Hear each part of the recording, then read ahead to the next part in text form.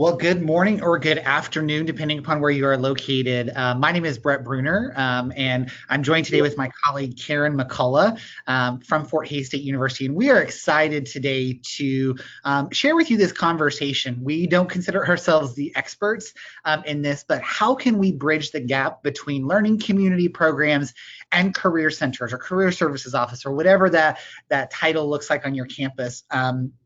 To really help build that connection with first-year students. And so we are very excited to join with you and learn from you as well over the next few minutes. So a little bit about me. I currently work at Arkansas Tech University, and I serve as the Dean of Student Engagement for the Division of Student Affairs. In that role, I provide oversight for 4 of the departments within the division. That includes diversity and inclusion, international student services, campus life, which includes a multitude of functional areas, as well as residential life. And within our residential life office is where our learning community program at Arkansas Tech University currently sits. Previously, I spent 6 years at Fort Hays State University in Western Kansas. And in that role, I served as the Director of Transition and Student Conduct. And in that role, I provided primary oversight as the administrator for all of our first-year learning community programs. I also served as an instructor for the freshman seminar, the UNIV 101 freshman seminar course for the L3 Live, Learn, Lead first-year leadership and service learning community program. So it kind of gives you a little bit of framework as far as where I'm coming from with regards to my experiences within learning communities. Hello, everyone. I'm Karen McCullough. I'm so excited to be sharing a little bit with you today. I am, as Brett said, the director of the Career Services Office at Fort Hays State University, and I'm a new director. I've only been in this role about 15 months. I am the faculty coordinator and our freshman seminar instructor for our Career Ready Tigers learning community, and we're going to dig into this learning community and talk a little bit about that more today. I was also spent 11 years in the role at Fort Hays as the Assistant Director of International Student Services and enjoyed my time working with our international students and scholars that studied on our campus at Fort Hays, and also got to work with our American students who were doing study abroad or study away programs, and was part of our Go Global learning community and engaging our students at Fort Hays who are interested in global experiences or global topics and really engaging them with international students on our campus. So again, I'm really excited to share and learn with you today as well. So this session is really about the partnership at Fort Hays State University, and that kind of gives you that framework. So where we're going to go during the next little bit of time, we're going to start off by explaining the learning community program at Fort Hays, and so you have a little bit of framework to understand how 2 areas, the learning communities program and the Office of Career Services, establish this partnerships that's really providing some high impact experiences for first-year students in their career journey. So I'll provide you a little bit of that framework. Karen will begin, if you are not already familiar with, we'll introduce you to the Career Ready Competencies provided by the NACE Association, as well as give you a little bit of framework about the decentralized career support model at Fort Hays State University. But then we'll spend most of our time exploring that intersection between learning communities and career services, career centers, and specifically those career ready competencies, and putting them in practice with the Career Ready Tigers learning community. As Karen is that faculty coordinator, she will spend some ample amount of time examining the first semester. We will be honest, the Career Ready Tigers learning community is this is its first semester in existence, but already there's really some high impact, some pretty powerful student narratives about how the students are already articulating how that learning community is connecting them not only to their career journeys, but also to those career ready competencies. Then we'll allow you some time at the end of the webinar to really think about what is this application to your campus, regardless where you sit at your campus. So hopefully as a result of participating in this webinar, you'll be able to at minimum describe the benefits for students participating in a learning community, and hopefully participating in a learning community that's rooted in the career ready competencies as a partnership with your career services office. Hopefully you'll be able to walk away from this session being able to identify at least 2 of the career-ready competencies as identified by the employers through the NACE Association, and as well as identify what are 2 ways that you can partner with others on your campus to really educate students, and I would say educate first-year students, because that will be the framework that we'll be using for this webinar today about career readiness. So we know that we've already seen a little bit of typing into the chat feature as people were arriving to the webinar, but we really want to engage you one step further. So we've seen a lot of information typed in there about the institution's name, who's participating in this webinar, but we want to know, who are you in terms of, do you sit from the learning community side of house? Do you maybe sit from the career services side of house? If you're watching with a group of individuals from your campus, how many people are watching? Maybe you have people from your learning communities office as well as your career services office. And so if you could take just a few minutes and type into that chat box the number of individuals watching the webinar from your site, and then how many of those people identify as learning community individuals and how many of them identify as career services individuals, because we do have a very good mix of individuals from both sides of the aisle from the registration list. So take a few minutes, take about 60 seconds and type that information into the chat box. Humboldt State, thanks for joining us today. We're so excited that you have faculty and staff who are joining us from both the first year experience and learning communities and your career education department. Thank you so much for joining us. Iowa State, I see you are watching us from a learning community perspective, which is great. We have LC people, we have folks who are in learning communities and career services. So I think, Brett, like you mentioned, we have a really great mix of both constituency groups here, and I'm excited to get started. Great, that's awesome. Karen and I were very excited when we saw the registration list come in from the association to see such a great mix of learning community and career education, career services, career development individuals. So I think it's important to understand the framework of learning communities at Fort Hays before we can start to explore this intersection and this kind of maybe unique intersection between learning communities and career readiness. So learning communities at Fort Hays State University were housed within the Office of Transition and Student Conduct, which was a part of the Vice President for Student Affairs office suite. So within transition and student conduct, it housed the traditional kind of orientation and transition pieces: new student orientation, extended orientation, transition programs, transfer student engagement, first generation student excellence, parent and family programs, as well as learning communities. Learning communities at Fort Hays State University were, and I believe still are, very focused on the transition experiences. So they were all the learning communities. I think there are 19 there now. When I left a couple months ago, 18 of them are first year learning communities, and there's one learning community that is for transfer students.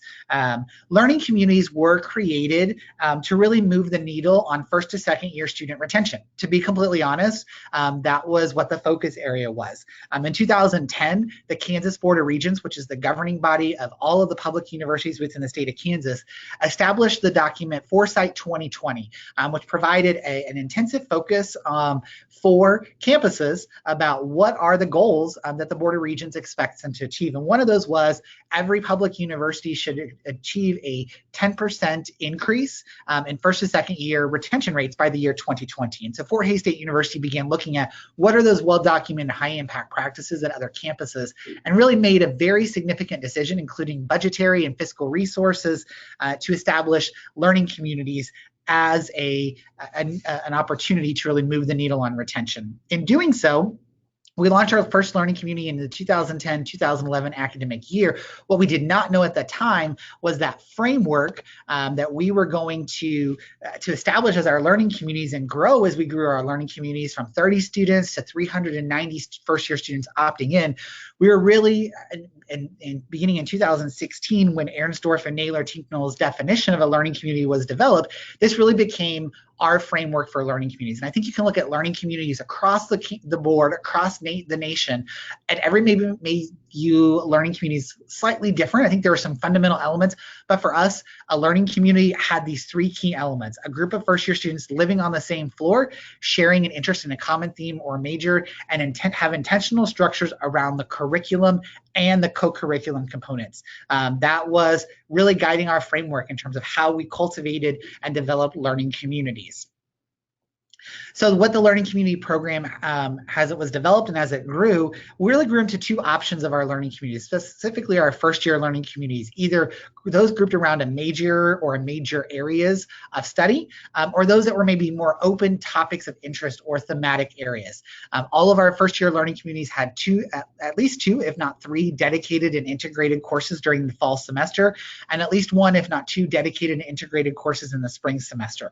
Our learning communities, because of the nature of being a residential campus with the majority of our students living on campus, we did incorporate the residential living component, but we're very intentional to not make the decision to name the communities living learning communities, but more focusing on the learning aspect. So there is the residential living component with all the students living on the same floor or wing of the residence hall, and each of our learning communities are asked to identify a signature co-curricular experience, and Karen will be being able to articulate what that signature co-curricular experience is for Career Ready Tigers when we transition a little bit later. But each of those 18 learning communities have that signature co-curricular experience, as well as a signature orientation and move-in experience that's dedicated just for them before the rest of that first year cohort moves into campus in August. So 2010, we saw the emergence of our first learning community, which was L3, Live, Learn, Lead. While it was an open community, not a major-based community, even though there is an academic department for leadership studies, it was still very heavily focused and engaging on the academic side of house. So our College of Arts, Humanities, and Social Sciences was the coordinating college with supporting efforts from the Department of Political Science and the Department of Psychology to support the Department of Leadership Studies. As we developed our learning community program, we kind of put some more program and staffing structure in place. Each of our learning communities does have a faculty coordinator. That faculty coordinator does receive a $3,000 annual stipend from the learning community program budget. In addition, each learning community has 1 to 2 peer academic leaders, used to be called peer mentors, but that's shifting to that language of that peer academic leaders. And those peer academic leaders received a stipend on an annual basis as well from the learning community budget, and each learning community received a program operating budget from the learning community office, anywhere between $1,000 to $2,000 depending upon the size of that learning community. And so once again, you can see that the institution definitely invested in the learning community experience when you're thinking $3,000 for a faculty coordinator, $1,000 for a peer academic leader, a $2,000 program operating budget. That's $6,000 times 18 learning communities. That's a significant chunk of change, but the institution really invested in that experience. And so we grew from that one learning community to what is now 19 first-year learning communities. But we didn't grow to 19 first-year communities overnight. 2010, 2011, we began with that one learning community, and then we scaffolded. The next year, we cultivated 2 more and grew to 3, and then to 6, and then to 9, and then to 13, all the way up until fall of 2018 saw the emergence of 19 unique and different first-year learning communities. Some of them that are still very academically focused, some of them that are very major specific. You see Artful Minds, that first one up there listed on the screen. Artful Minds is a learning community where you must be a declared first-year student with a declared major in something related to art, graphic design, interior design, art education, studio art, but some of them really have emerged to have coordinating offices beyond traditional academic departmental units. We saw this for the first time emerge in 2014 with our Athletes Today, Leaders Tomorrow learning community, where our Office of Intercollegiate Athletics was hosting a learning community for first-year student athletes. As Karen said, she previously worked in the Office of International Student Services, and so that office developed the Go Global learning community. And so we really began to see a precedent that not only did a coordinating department have to be an academic department, but it could be a supporting student services unit or another non-academic unit on a campus.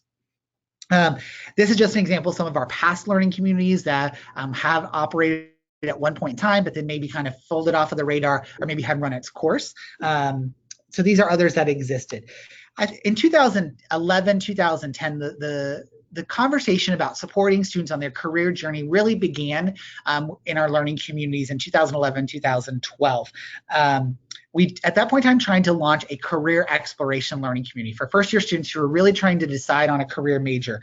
And it was titled, It's All About Me, ME being an acronym that stood for Major Exploration. Unfortunately, that learning community did not take off, but that was okay because we then saw more emergence and growth of our major disciplinary specific learning communities. But soon thereafter, we began hearing from our students, our incoming students.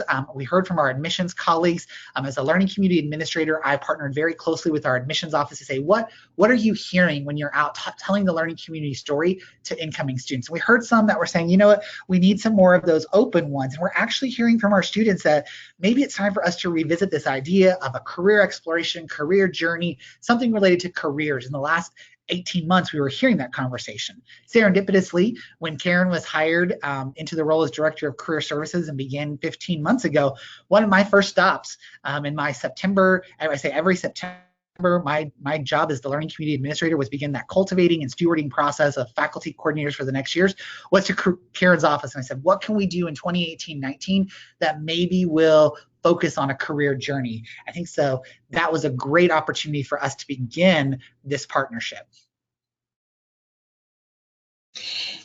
Yeah, so thank you, Brett, and thank you for sharing with us kind of that learning community foundation at Fort Hays. And when Brett approached me, how can we really try to create an impactful learning community for first-time students, I was led to the career ready competencies. And this was something that I, as a new practitioner in career services, was learning about as well.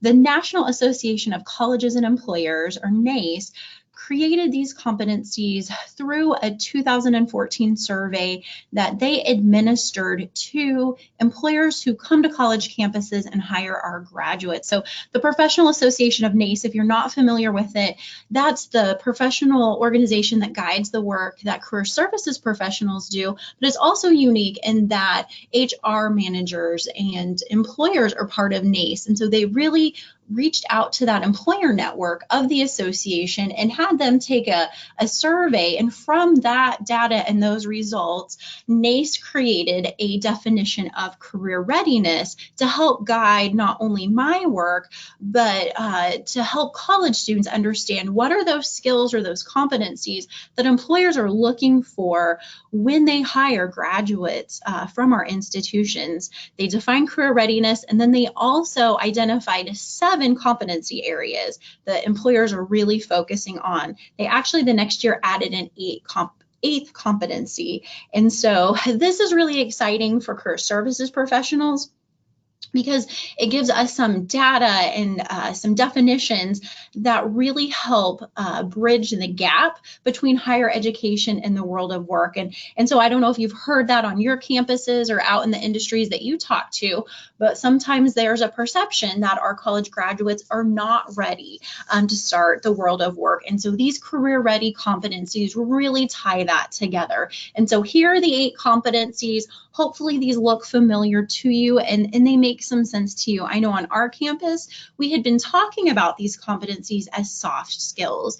When we went to talk to students and really talking about what employers were looking for, we were talking to them about great communication skills, about having critical thinking and problem solving skills, being a leader, but we didn't have any assessment data or research to bring behind it. And that's what that NACE survey really provided for us. And so one of my goals has been taking this role on is educating our campus about the career ready competencies. And I think these really, again, do a great job of tying that bridge from our university campuses to the world of work and helping connect the dots for students on what they're doing in the classroom and through co-curricular experiences, and how that is really, really benefiting them when they look at those next destinations after graduating from our campuses. So I'll talk a little bit next about the career support structure at Fort Hays State, because we are maybe a little more unique. We take a decentralized focus of career support at Fort Hays. So Brett had mentioned we have an exploratory office which is embedded within the Academic Advising and Career Exploration Center. So the center provides academic advising for our exploratory students. And then they also offer career exploration support for students who aren't quite sure what those majors might be for them. So students can go to the ACE department, we call it. They can have career exploration appointments. They're going to guide them through that decision-making process, interest inventories. What am I interested in? What am I good at? And after those appointments, hopefully the students have identified a list of majors that match with their personality and their interests and can be good fits for them. In the Office of Career Services where I work, we handle that foundation career support as far as job search support. So resumes, helping students put together cover letters, develop their interviewing skills. We also host events and career fairs on our campus to really connect employers and students. We offer internship support, and we really take over, so to speak, or kind of get the baton handed once students have a major and they're ready to get started and exploring and figuring out, what can I do with this major? How do I create a resume? How can I connect to employers? So sometimes it can be a little confusing on our campus because there are a couple different career areas. Who does what, and when do you go to career exploration, and when do you go to career services? And so one of the things that I heard when I was interviewing for this position was that my office, career services, it wasn't relevant to first-year students or to students who they're not sure what those next steps are going to be after graduation or what their major is. So I really took that as a challenge when I got the role to figure out how we can make ourselves become relevant to all students at Fort Hays, no matter where they're on the spectrum of they just got here, they're still exploring different majors, and how we can engage those students to the students who are seniors. They've been doing internships and they're ready to launch out into careers. And so I really feel like for us at Fort Hays, the career ready competencies have given me that platform from career services to start engaging faculty and colleagues across campus of how we can start educating students on what these career competencies are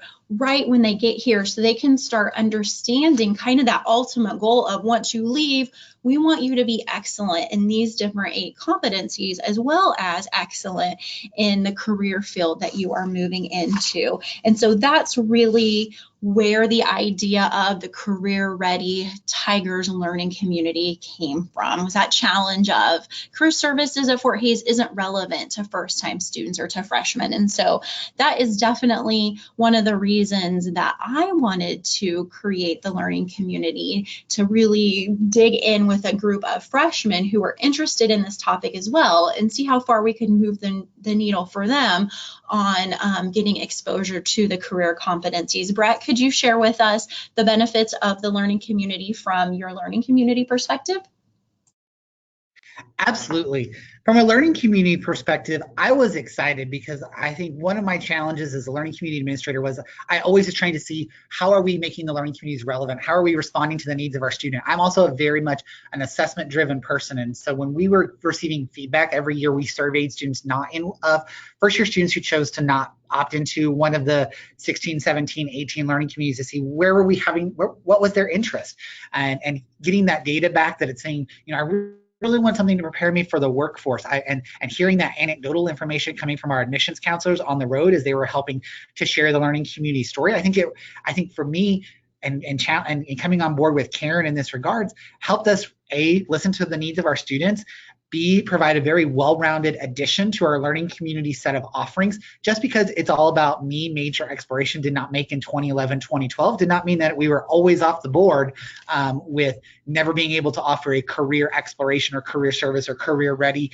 learning community. I think it also allowed us to provide a space for those deciding students, a learning community that could be a fit for them. I think we've experienced some challenges. We grew in some of our major-based learning communities. Nightingale Power is a great example, which is our first year learning community for nursing majors. Those students were taking Introduction to Nursing, and they were taking microbiology and microbiology lab, which was very applicable for that nursing major. But if a student decided halfway through their first semester or halfway through their first year that I don't want to be a nursing student anymore, we really were at a loss. Okay, where where do we go? How do we do, because obviously the courses that you're going to be in are not maybe going to be applicable anymore. So how do we provide that space for those deciding students without forcing them to choose a major-based learning community that they may not find relevant anymore? And lastly, it also provided the learning communities evidence to show that we were supporting the divisional priority. When Karen assumed the Director of Career Services role, we at that time had the Vice President at that time developed a new division strategic plan with 12 objectives. One of them was to really make sure all of our units were showcasing how are we supporting the career growth and career development for our students. And so it allowed us to be able to support a division priority. When we begin to think about, so Karen agreed to this when I met with her in September 2017, we said, okay, how do we roll forward? When we think about the recruitment of students, the Learning Community Program at Fort Hays State University had a very centralized marketing platform in the fact that the Learning Community Program was developing recruitment materials and a centralized recruitment marketing plan to recruit students for all the learning community. So I was not asking Karen to say, okay, I want you to do this. Now you need to go out and find your own students. I was taking, as a learning community administrator, I was taking responsibility for that, much like I took on the responsibility for recruiting all the students into all 17 of the other learning communities. I think that really helped instead of feeling like I assume instead of me pushing that off on Karen and saying, you got to go and find your own students. Obviously, I did that in conjunction with her in terms of what language makes sense on all of our marketing materials. So we're really showcasing the true element of career ready Tigers, but I was not pushing that off on her. As she assumed the faculty coordinator role, my responsibility was really working to support her in terms of what is the role of the faculty coordinator? How do I provide support for her? What kind of onboarding pieces? How can I connect her with other faculty coordinators, both some excellent ones from our major disciplinary specific, but also some of those who are kind of in a similar space as her in that open or thematic area. So getting her connected to our faculty coordinator for our Athletes Today, Leaders Tomorrow learning community, or our Outdoor Adventure learning community, which was housed at a campus rec, I think was key in supporting her as well. And then the academic courses. I provided her some framework, but really the academic courses was really more Karen taking the lead. I know she's going to share in terms of determining what courses made sense from a learning community standpoint that also connected to those career ready competencies for those students to take. Yeah, thanks, Brett. So when Brett challenged me to really dig into some academic courses that the first year students could take together, I naturally went back to the 8 competencies and kind of started digging into what course offerings we had at Fort Hays that met those competencies, and then also where I felt like maybe some of our first year students could use some extra help in competency areas. Because the competencies are broad, most academic classes have those components within them. So for me, that was an advantage that the menu was pretty wide open of the different courses that I could choose from, which was great. Working in international education for several years on our campus, I knew anecdotally that a lot of our students haven't had a strong global or international perspective. And so based on my previous work experience, I really wanted to dig into the global perspective and that competency with these first year students to see if we could approach that right away from the get-go and help them start understanding how interconnected our world really is. As Brett shared, Fort Hays State University is located in Western Kansas. We are 4 hours from Denver, Colorado, and 4 hours from Kansas City, Kansas. We are not near a major metropolitan area. A lot of our students come from more homogeneous small communities where there's not a lot of diversity or internationalness within our communities. And so again, just working in this international education space for so many years, I had saw that our students really could use some extra support in that. So right away this fall, I talked to Brett and we decided that world geography would be a good class for the students to take together to really start thinking about that global perspective and how does our world work together. So our students are taking that class together this fall, and then also our freshman seminar class. I did the same practice when I was looking at spring courses. I really feel like communication is always a skill that our students can work on. I talked to the chair of our communication department. We have a couple upper level communication classes that are general education classes. He felt like the first year students' writing skills may not be at the place where they could enroll in the upper division communication classes and do well with the writing components of class. He really saw the benefit of having the learning community students in those classes, but again, the timing was just a little off. So he helped me brainstorm, and we did a pivot, and in the spring, our students will take current political issues together, which I'm excited about. I feel like that is another class that will be good for our students to really engage in politically what's going on with our nation and what's going on around the globe. And we know that when we're building leadership skills and that community involvement, we really need to know what's going on around us. So that is how I came up with the 2 academic courses that our learning community is taking. A question that I get asked pretty frequently is, where the heck are the Career Ready Tigers from, and who are the students who have enrolled in the learning community? So you can see a map of the state of Kansas in front of you. Hays, Kansas is actually a dot. Brett's got the cursor on it right now. That is where we are located. If you can visualize Denver, I have that there. In Kansas City, that's where Hays, Kansas is. The stars actually indicate locations that students are from who are enrolled in our Career Ready Tigers learning community. So we do have one out-of-state student from Denver, Colorado, who is in our learning community. And you can see we have a pretty good mix of students from the rest of the state of Kansas. I think our learning community models the distribution of students on our campus pretty well. You can see quite a few of our students are from the western part of Kansas. We have Oberlin, Kansas, and Oakley, Scott City, some smaller towns on our western side of the state represented. And then if we go to the center, we have 2 students who are from the Wichita, Kansas area, which is the largest city in Kansas, Wichita, and then 2 students who are from Hutchinson, which is another large community that's close to Wichita.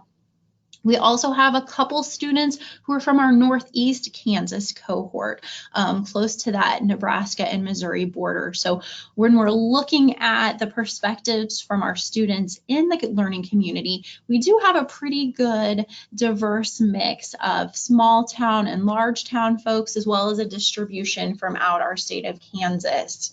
Here are the majors that the students of the Career Ready Tigers learning community are. The red majors, we have more than one student who is enrolled in that major. You can see we have a really diverse menu of majors. So we have a couple students who are in agriculture, we have communications, criminal justice, geosciences, nursing, INT, tech studies, rad tech. What I find really interesting is a lot of the majors of the students who are in Career Ready Tigers, they actually have major specific learning communities that they could have chosen to enroll in. And agriculture has, and I'm probably going to mess this up, Brett, so you might have to jump in, feeding, gosh, I don't remember the name of the ag group, feeding, you want to help me? Feed the future. Yes. And then nursing has the Nightingale power we have talked about. Rad Tech has imaging with Tiger Pride. And so the students didn't choose to enroll in those major specific learning communities, but were more interested in that career ready aspect. Quite honestly, this is the list of the majors today. Some of these majors have changed already in our 12 weeks of work within the Career Ready Tigers. So one of the students who is in Rad Tech, that is a red major, they actually came from our health and human performance area. You can see we've got a couple in agriculture. One of the ag students is actually moving to biology. One of the biology students is a little bit undecided right now. And so we've seen a lot of movement already in students thinking about their majors and really even looking at new major paths just in our few weeks together in the learning community. Aaron, I would add here, I think one of the interesting pieces is the Career Ready Tigers learning community. I did the math here. 4 out of the 5 academic colleges at Fort Hays State University are represented in the majors here. So it seems like it's everything except for the College of Education, but the other 4 academic colleges are represented. And so I think it's a great point that it's a diverse perspective of students who are opting into this learning community. Thanks, Brett. That's really good to know. I had not thought about our diversity as far as our colleges, but we are very diverse. And so once we got the students recruited, Brett and I really thought strategically on how do we want to onboard this learning community. And so Brett, can I have you kind of talk about the onboarding process for learning communities generally, and then I can kind of dig into the specifics of what we did with the Career Ready Tigers learning community. Absolutely, I'm happy to. And I know I am actually presenting a webinar for the Learning Community Association in January about recruiting and selecting and onboarding and orienting learning community students. So we can go much more specific in that later. But that onboarding, that orientation experience, I think was key to set the stage for Karen in terms of ready to roll with the Career Ready Tigers. So all of the learning communities at Fort Hays, those students moved in 24 hours before the rest of the first year class.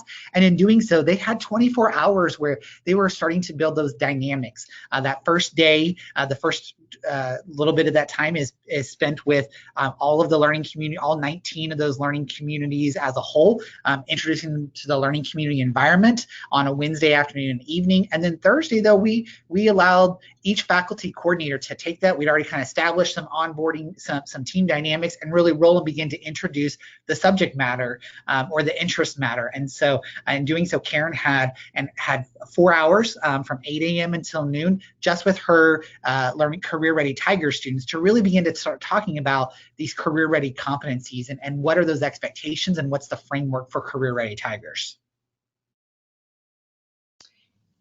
Yeah, and when Brett told me 4 hours, I used to facilitate international orientation on our campus that was a couple weeks. So I thought, gosh, 4 hours isn't very long. And it went super fast. And what we really tried to do during our orientation time was do team building and help the students really get to know one another. But we spent a lot of the time talking about the career ready competencies. Right away, we introduced the competencies to the students, talked through what all 8 of them meant, and then we had the students take a quick assessment of where they felt like they were coming in as a new student with the competencies.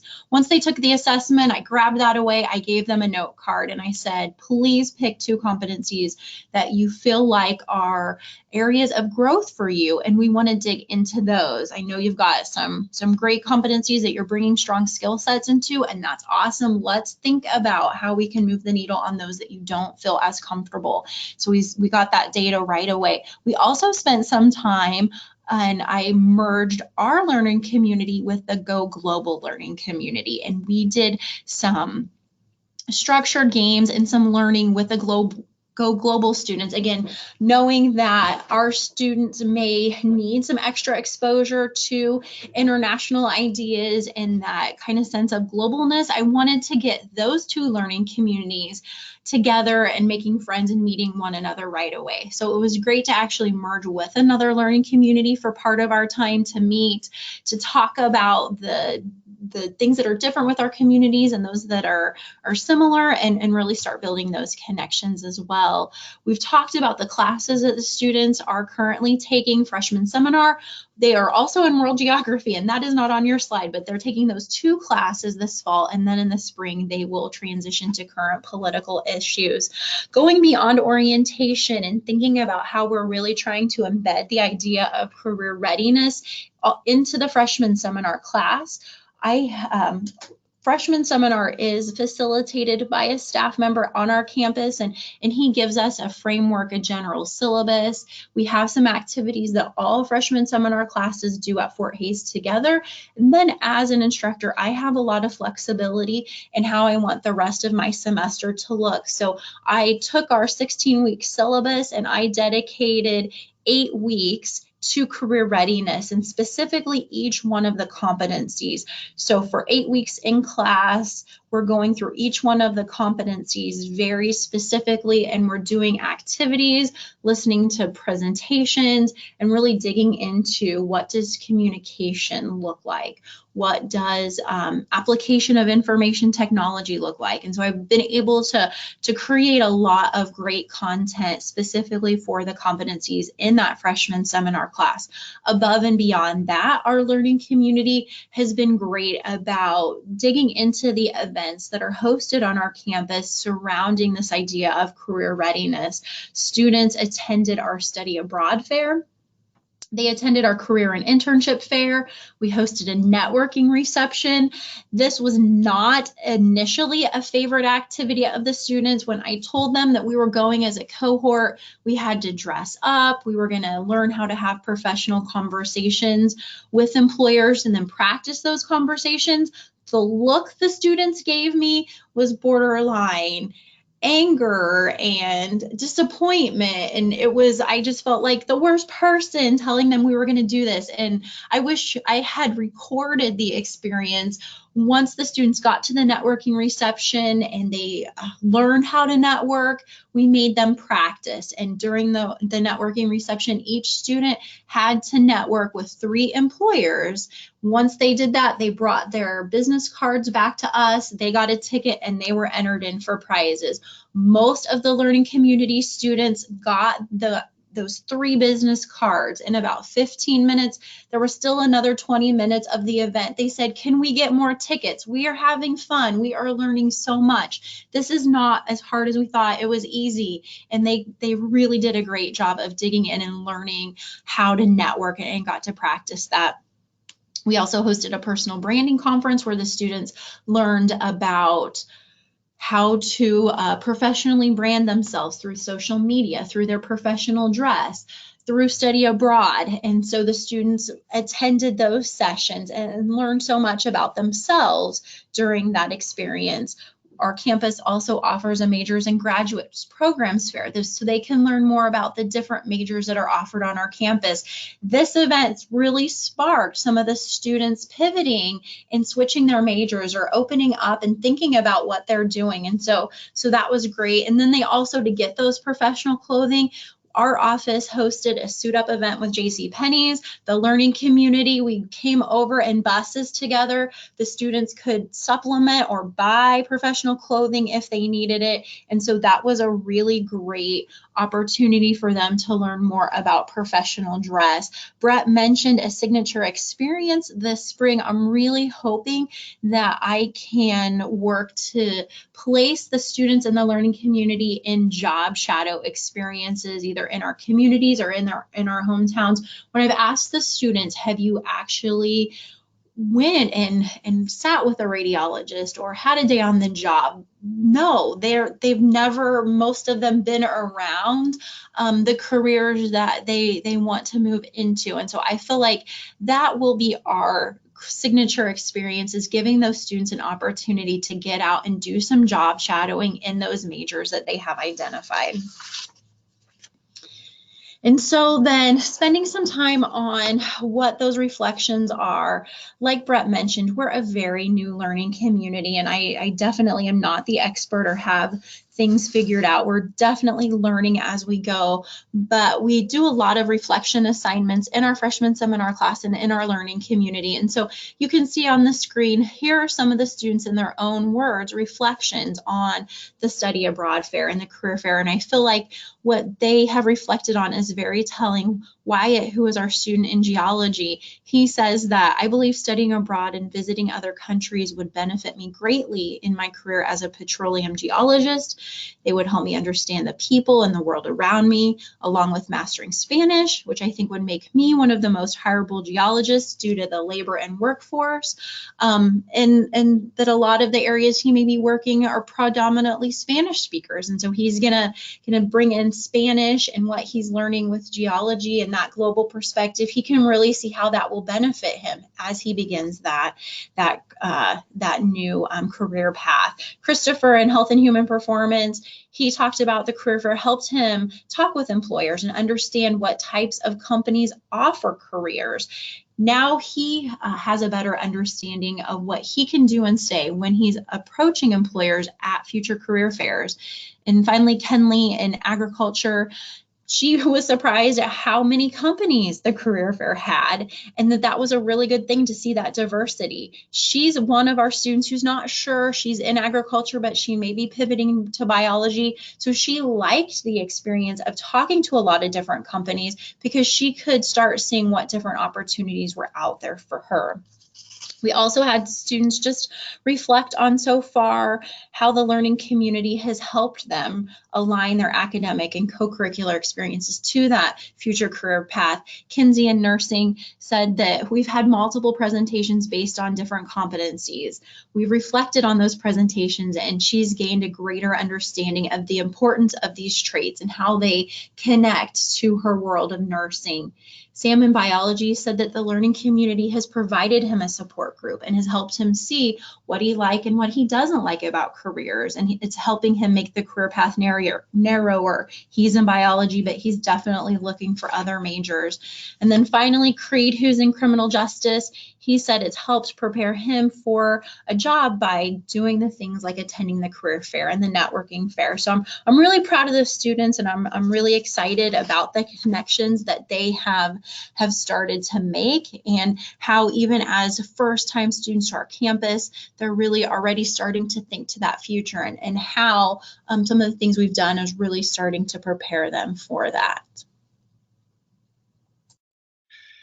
So as we think about this and as we wrap up, we've provided you some kind of thought-provoking questions. And if you're watching with a group of individuals, we ask you to maybe these can be some thought-provoking questions as you leave this webinar. If you're by yourself, maybe it's jotting them down or thinking about what offices on your campus can provide that learning community and that career support. But ultimately, how do you create those partnerships or expand those partnerships or cultivate and steward those partnerships?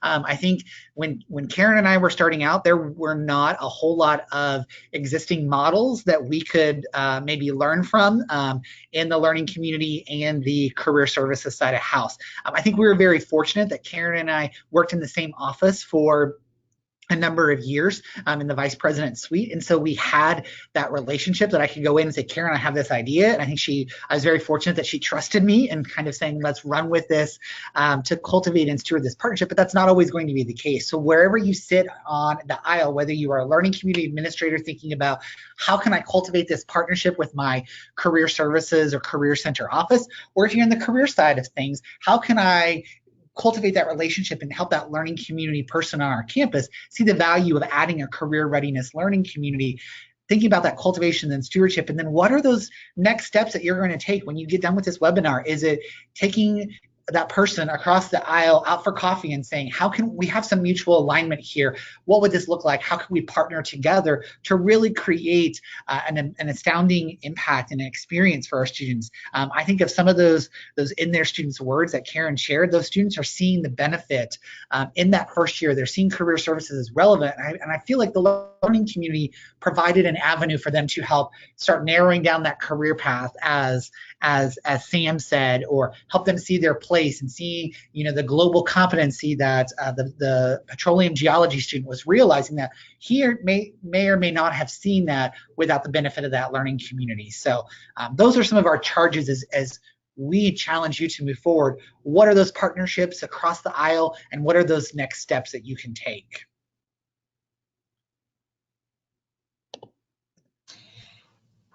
And Brett and I are very willing to answer any questions that you have. Please feel free to drop those in the chat box. We'd love to engage in conversation with y'all and find out where you are all at with your institutions and what ideas you have, and really share some dialogue. So please, if you have questions or comments, drop those in the chat box at any time, and we would love to continue the conversation. Again, thank you so much for being engaged in this and really having these conversations about how we can start really helping those first-year students with the career readiness learning community and really engaging those conversations. So we do have a question coming in from Humboldt, how many students are in each learning community on average?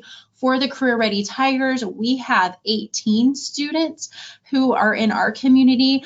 I will let Brett talk about the other communities, but I will say we started with a goal of 14 for our learning community, and Brett kept coming to me after our enrollment session saying, can we add a couple more students? Can we add a couple more students? At one point, we had 20 students who were enrolled in our learning community. 2 of those decided then not to attend Fort Hays, so we started with a cohort of 18.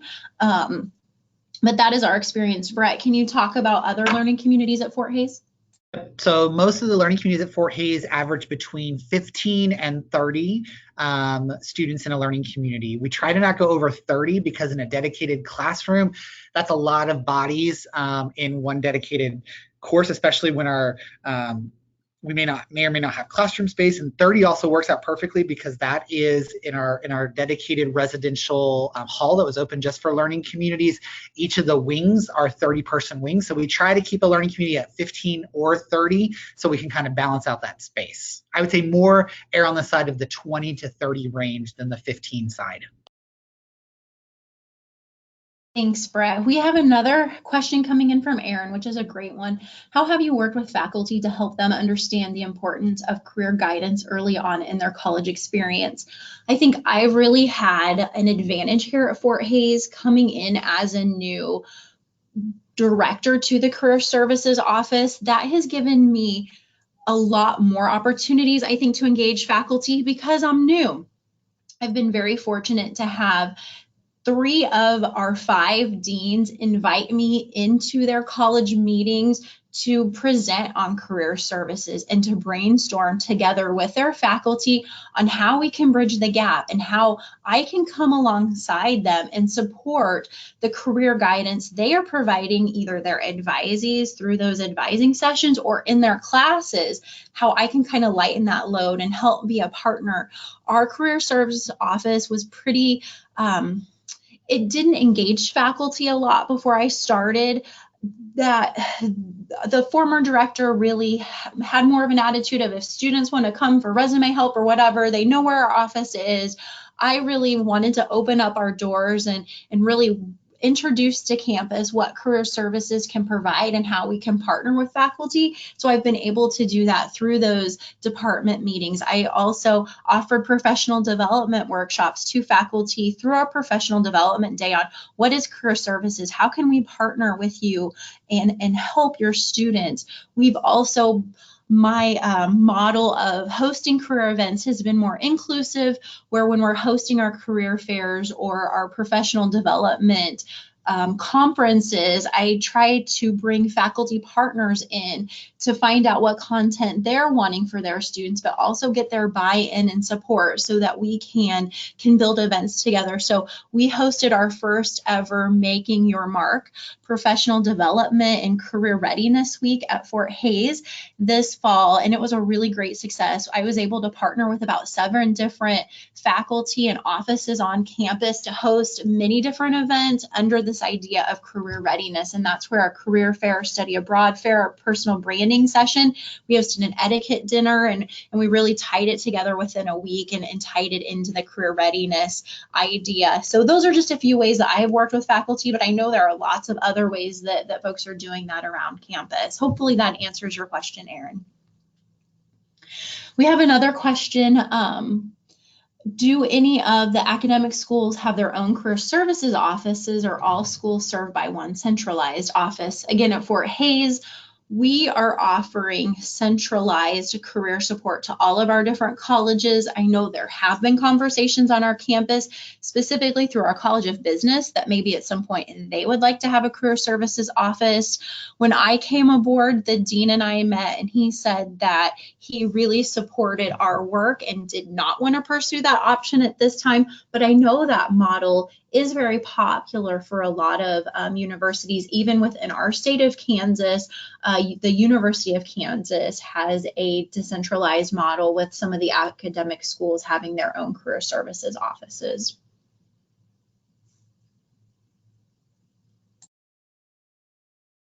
Well, I know that we are almost out of time and we do want to respect everyone's time. And so, unless there are any other questions, it doesn't look like there are any coming in. Karen's and my contact information is on this screen. Like I said, we do not consider ourselves to be the expert on this intersection between career centers and learning communities, but we just found it a valuable resource and we wanted to start that dialogue. So our emails are listed there. I know that we would be happy to follow up with you offline if you have any other additional questions as well.